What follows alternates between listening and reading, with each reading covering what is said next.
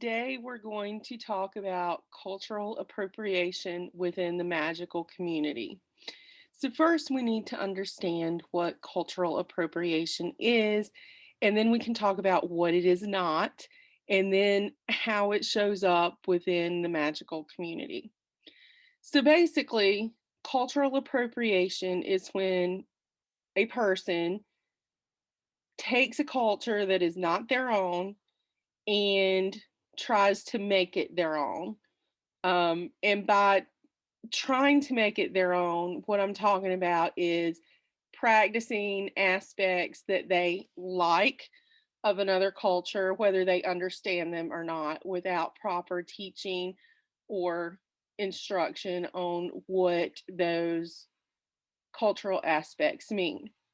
So I know that there is a huge debate these days about appropriation versus appreciation versus what is open practices and what are closed practices and all that kind of thing.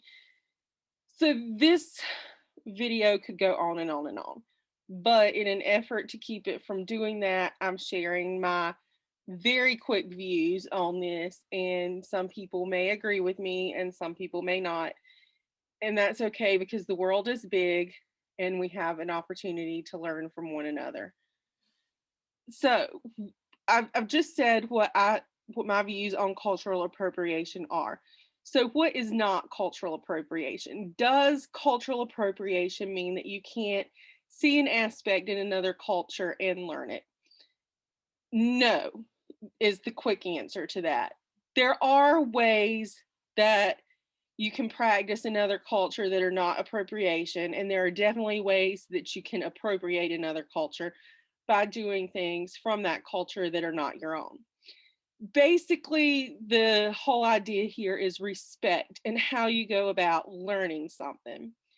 If you're from a culture, you grew up knowing the influences of that culture, how it influenced what you did, how you practice your craft, your spirituality, your whatever. It's who you are, you grew up with it. And an outsider comes and they see aspects of your culture and they like it, it becomes trendy, and they just start practicing it. No rhyme or reason, they don't know anything about it other than what they see, and they start doing it for themselves. That is appropriation.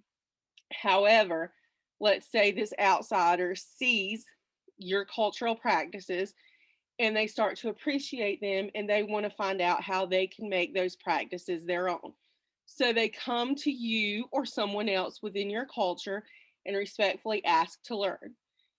Now, as the original culture, you have the right to tell someone that they're not able to learn your culture, that they have to be born into your culture. That would be a closed practice. Or if it's an open thing and you're willing to instruct somebody on how they can practice your culture, that would be an open practice. So basically, what I'm talking about here is respect and where you learn things and what you claim as your own. If you're approaching a culture that is not your own and you start randomly practicing aspects of that culture and you've never been instructed in them, you don't know people within the culture, you just see it and you like it and you start doing it, that's appropriation, and it's disrespectful and it's wrong. But you like something, you want to learn about it, and you go to people of that culture and you learn it, you study it, you find out what it is, how it's done, and ask respectfully if you can practice it. That's not appropriation. And another thing here is if you have learned a culture from someone within that, let's say someone did open up their cultural practice to you and they instructed you on it, don't go teaching it to other people without permission, and don't claim it as your own, and don't profit off of something that is not your culture without permission. There are cultures that you can learn and that you can practice respectfully without appropriating, but that doesn't mean that you can claim it as your own and go start teaching it to other people. Some you can, some you can't. And it's all about respect and knowing what the original culture says is okay and what is not. Now, just because we're talking about cultural appropriation doesn't mean that everything within your culture is unique to your culture. There are a lot of practices that have been adopted the world over throughout history because our world is not a world in which everything is set like this is my culture, this is your culture, this is their culture. There's been a lot of interaction throughout history, throughout the world. So there are a lot of practices that belong to a lot of people. They may not be called the same thing, they may. One of the things that I'm talking about here, and this is just one example, there are many, smoke clearing. In some traditions, this is called smudging, and it's done with white sage in a ceremonial practice. There are other cultures that also have smoke clearing, maybe not with white sage, but with other plants. That doesn't mean that smoke clearing is only appropriate within the native communities that practice sage or smudging with sage. Other cultures have used smoke clearing too. They may not be called smudging. Those practices are generally not called that, and they're generally not necessarily done with white sage, but there are many, many, many plants that you can burn and use the smoke to clear and cleanse space, which, by the way, is not the same as burning sage in a smudging ceremony. Those are two different things anyway. So be careful about what you call the practice you're using. It doesn't mean that you can't use sacred smoke to cleanse a space, but be mindful of what plants you're using, what plant allies you're using, and what terminology you use. Another thing here is the use of spirit animals or spirit guides. I have seen this in a lot of discussions lately about spirit animals being a closed practice that is only open to native cultures. And again, I say this is not true. Many cultures throughout history have used animal guides, animal spirits within their culture. They may or may not have used the terminology spirit guides. Native cultures didn't use that anyway because it's not even their language. English is not their original language. So just be mindful. If you're around somebody and they're telling you that your practice is not, that you're using a practice that is theirs, ask yourself, is this really my practice? Is it culturally my practice? I've had people tell me that spirit animals are not a practice that anyone should do if they're not from a native culture. Well, I'm Jewish, and a lot of people don't know that spirit animals, spirit guides, animal helpers have been used in Jewish tradition throughout history. Um, so it is from my tradition. And I try to respectfully educate people on that.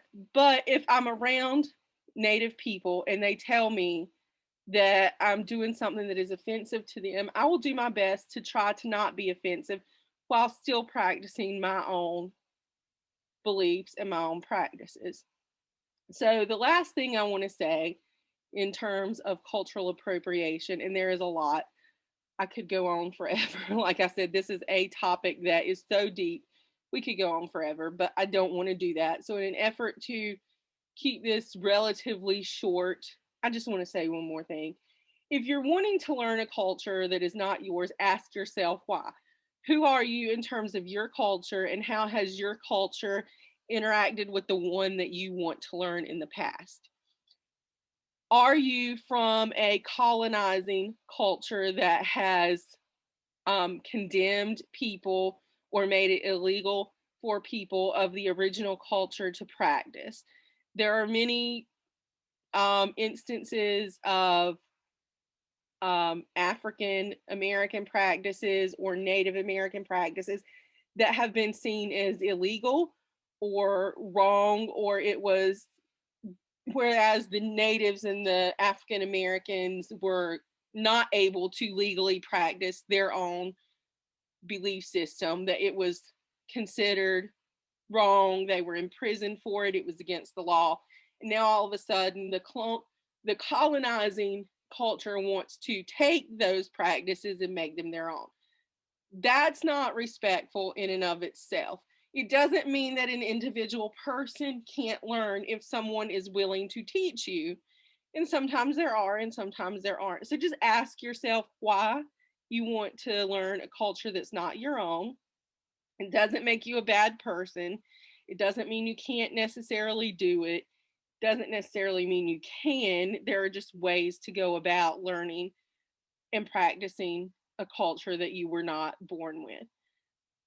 Also, while you're learning other cultures, learn your own. There are many times that there are similar practices. They may be called different things, they may be practiced in different ways, but have the basic same function. So don't just say you want to learn another culture, their practice, because you're attracted to it and you like it. There may be something similar in your own culture if you actually take the time to study it. Not saying no one has done that, because I'm sure most people who are watching this have at some point um, looked at their own culture and then saw other practices and things like that. I'm just saying be respectful. Don't necessarily go out and do something that is not your own practice without going through the appropriate channels to learn it. Be respectful. When someone approaches you, ask why they want to learn your culture and can you teach them? Can you not teach them? We all just need to be respectful and not just automatically do something because we like it, or not automatically turn someone away because they weren't born into that culture. There are ways to do things respectfully. And that's basically the end of what I'm going to say today, because again, we could go on and on with this. So I hope you learned something, and